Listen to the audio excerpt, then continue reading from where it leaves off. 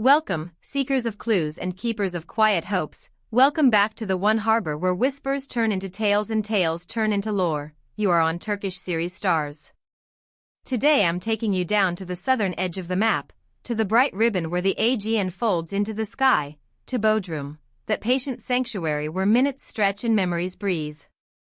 The story of Hazal Kaya and Çağatay Ulusoy has always lived in that soft borderland between nostalgia and what might still be. After months of neat denials, polite silence, and a choreography of distance, a fresh current has rolled across timelines and for a moment everything seems possible again. This isn't one more casual glance exchanged in a crowded Istanbul cafe. It's quieter. Closer. It's the rumor of a shared shelter, of nights lit only by constellations, and of a hush that says more than the boldest declaration. Before we step fully into this drifting, sea-scented night, I ask for a small, vital gesture. Subscribe to Turkish series Stars, ring the bell to stay tuned to the heartbeat of Turkish showbiz, and if you want to back our ongoing storytelling and unlock special extras, hit the subscribe option. Your support is our compass. A like is a hug, a comment is your voice. Ready to unseal Bodrum's secret? Settle in. Here we go. Dear friends of Turkish series Stars, some places are built to cradle secrets, and Bodrum, with its tucked-away coves and terraces gazing over forever, is exactly that. As so often happens, it began with a single frame snatched out of dusk. Through the grain of a long lens, a local paparazzo caught two shapes slipping through the gate of a waterfront villa, the sea glimmering behind them, the quiet between them deliberate and dense with meaning. Witnesses swear they didn't arrive together. One came while the sun painted the stone gold. The other stepped across the threshold after the sky turned violet. But the detail that sent pulses racing wasn't the staggered entrances. It was what followed. More than one vigilant pair of eyes insists neither figure emerged again until the first pale ribbon of dawn. If it had been just that photo, perhaps it would have sunk beneath the tide of wishful thinking. But Bodrum, where anonymity evaporates in the spice-sweet air of the market, had other ideas. On day 2, the town itself began to hum. The market stalls became a theater of small, telling coincidences that felt almost scripted. First sighting, Hazal, barely recognizable under oversized lenses and a low cap, moving without hurry, every step considered. The voice, though, that gentle cadence longtime listeners would know anywhere, gave her away. She asked for white blooms, simple and clean, the sort that suggest renewal and peace, and for a selection of tropical fruit shining like tiny suns. Hours later, as if he had been handed the next line of the same scene, Çağatay appeared. No disguise, only that open smile that disarms even the skeptics. His basket was eloquent, scented candles to color the evening light, 2 bottles of good wine to ease the edges, and a calm that suggested he had time to spare. Do you believe in fate as a meticulous director? Or in 2 people who find the same shore without trying? You tell us. Here, we always listen. To understand why this ripple carried so far, rewind with me. Those who watched them collaborate once upon a time know how their spark outlived the final cut.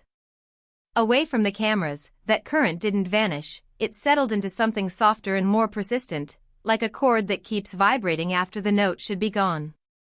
People close to the set used to talk about a tie that refused labels but also refused to dim.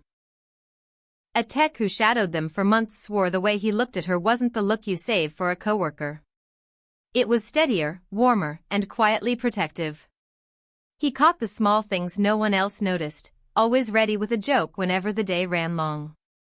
Fans still quote a line from an old interview that sounded almost accidental, a sentence that slipped out defenseless. He said Hazal had a way of stilling the storm inside him. Not a confession.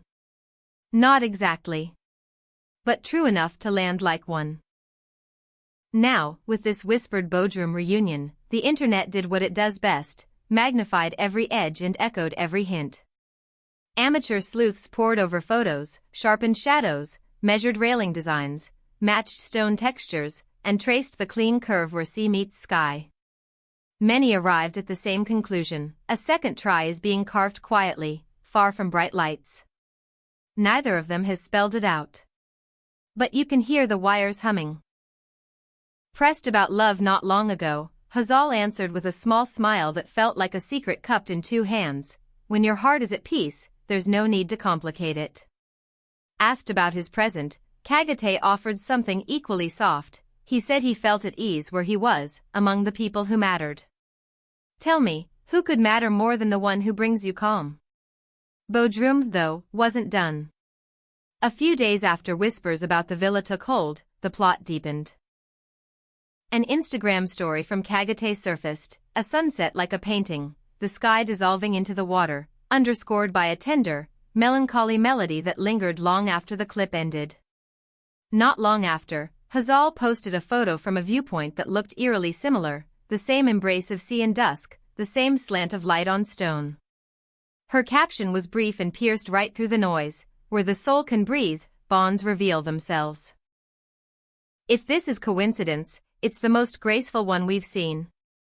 A source tied to someone in their orbit nudged the embers brighter. The two of them, this person said, decided to step away together. Not for a headline.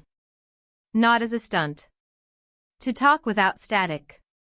To heal an old ache, to sweep away the fog gathered by years of what-ifs. They needed a quieter room, the source murmured. Somewhere the noise goes soft and honesty can land. Bodrum holds people still. Not a confirmation, perhaps. But one more piece that feels like it clicks. Then came the music. Beach lane neighbors, the gentle ghosts who are always there, whispered that the villa filled with easy laughter in the evenings, laughter that rose and fell with the tide of songs. One track, they insisted, was unmistakable, Jessie and Latbana.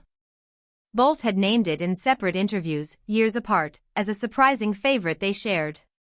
Was it just a shuffled playlist running its random course? Or a needle set deliberately on a memory so the night could speak for them again? Reporters tried the usual routes. On both sides, representatives wore that polite armor called no comment. Well-placed silence can be the loudest instrument in the room. Fans refused to wait. They built collages and compared angles, the contour of a balcony, the shadow thrown by a cushion, the hour a plant's leaves caught the light. Some tracked the sun across the terrace as if hope could be timed like a sundial. And then a sugar dusting of proof arrived. Eagle-eyed followers noticed a small, digital nod. Çağatay had followed a Bodrum-based floral boutique, the very one where Hazal was said to have chosen those white flowers. Was it harmless curiosity? A wink? Or a breadcrumb dropped without words? In the midst of it, Hazal posted a single line that carried more weight than paragraphs. Some feelings speak clearly without waiting for permission. People treated it as a sign rather than a clue. By weekend's end, cameras caught Çağatay at the airport, returning to Istanbul with headphones around his neck and an unhurried stride. Questions flocked like gulls. He greeted them with that easy curve of a smile and said he appreciated the concern, that he was doing well. Timelines sparked like tinder. Strip away the blur of telephoto shots, the coy captions, the collective detective work, and what remains is a rhythm you recognize, a private conversation set against the hush of the Aegean, a promise that never fully learned how to say goodbye. Maybe Bodrum is a pause button. Maybe it's a first page. The truth may arrive on its own schedule, but you can feel it breathing.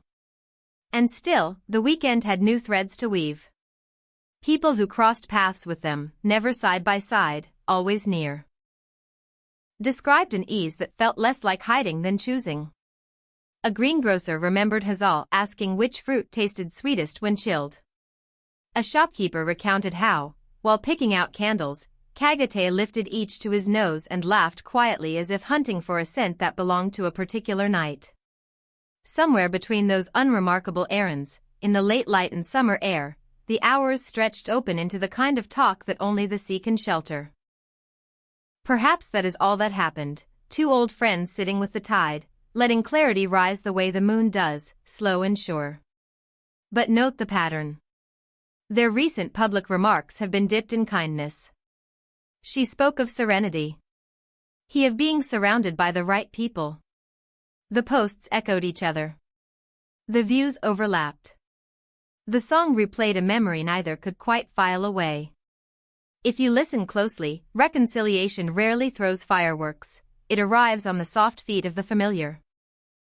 It's natural that their teams dug trenches of quiet. That is the job, and they do it well. Yet even the most careful no leaves room for 1,000 maybes. More than one voice insists it was the same nocturne, the same prayer asking the night to tell the story. As if the song itself had become a vessel for everything that hadn't been said. As the days shortened and return flights blinked on the departures board, the digital trail kept glowing. His clip of the sunset. Her frame of the terrace.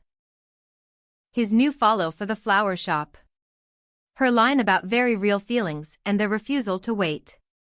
Their silences braided together precisely when the questions grew too pointed. You could call it performance. Or you could choose the simpler reading. Two people carving out a hush where they can decide how to write the next sentence. So what is Bodrum to them? A harbor? A confessional? A hinge that swings between chapters? Label it however you need. The heart files it differently.